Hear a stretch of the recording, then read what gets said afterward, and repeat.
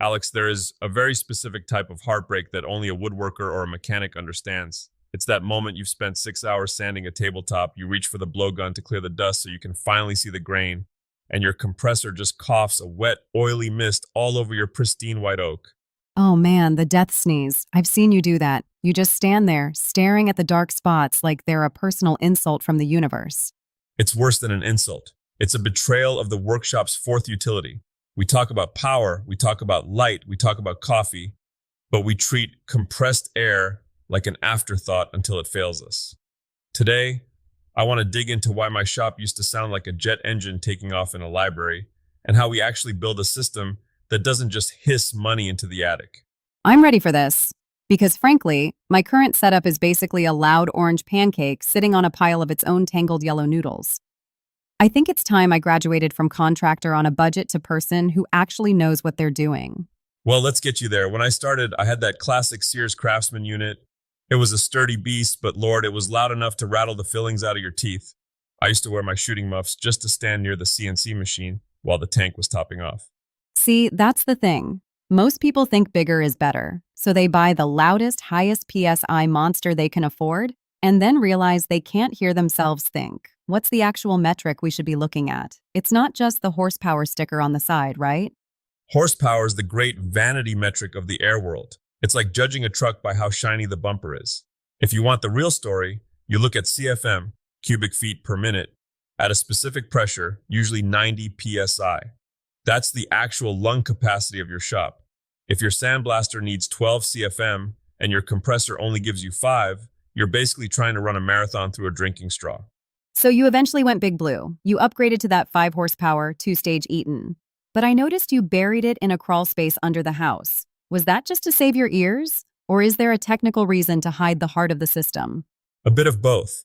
Silence in a workshop is a luxury you don't appreciate until you have it. But putting it in a remote spot like a crawl space or a shed means you have to take the plumbing seriously. You can't just run a 50-foot rubber hose through a hole in the floor and call it a day. Those coiled hoses, I call them pressure thieves. Pressure thieves? Explain that. Because I'm definitely a victim of the long yellow noodle syndrome. Think about the physics. Every foot of that narrow, flexible hose creates friction against the air.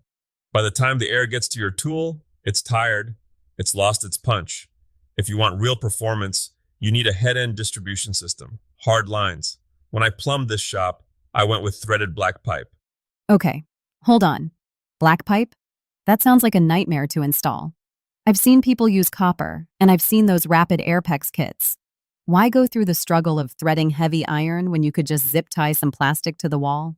Because I like things that stay where I put them. Look, black pipe is the ironclad old school way. It's incredibly strong, and it actually helps cool the air down, which drops the moisture out before it hits your tools. But I'll be the first to admit, it's a workout. I spent 3 days elbow deep in cutting oil and pipe wrenches. And the local hardware store probably saw you coming and started locking the doors. Here comes the man who needs 42 90-degree elbows and a gallon of pipe dope. They actually threaded the long runs for me for free. But here's the lesson I learned the hard way. Your layout matters more than the material.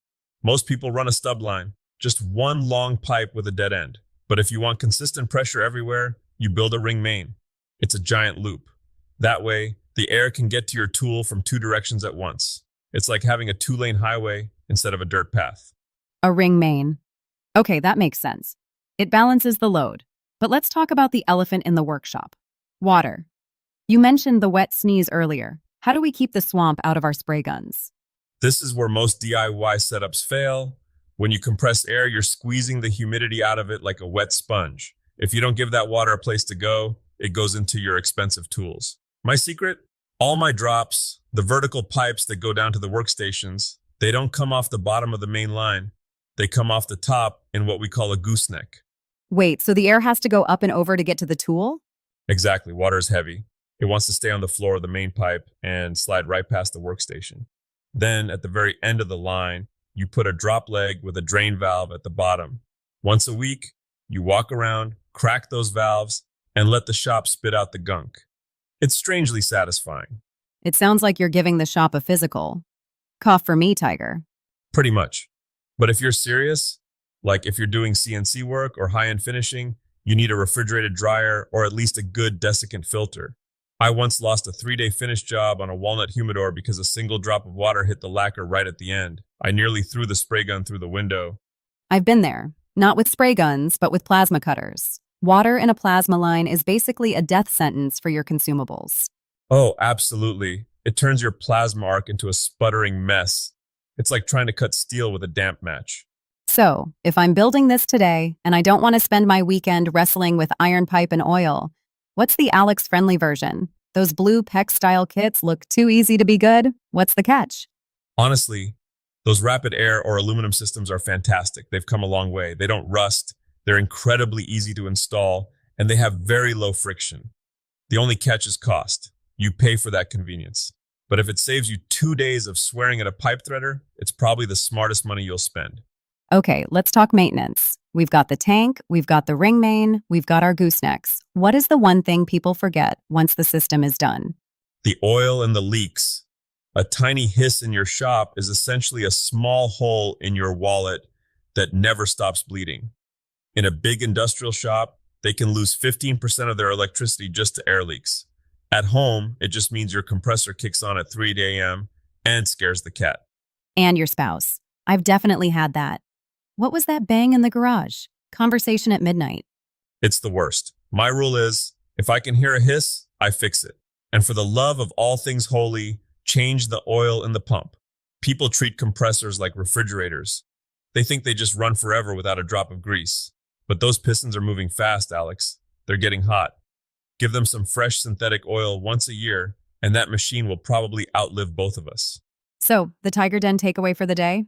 Don't just buy a compressor, build a system. If you take the time to mount it somewhere quiet, plumb it with a loop, and manage the moisture, your air becomes a silent partner instead of a screaming annoyance. It's about making the work feel effortless. When you can just reach for a hose and have perfect dry air without thinking about it, that's when you've really mastered your space.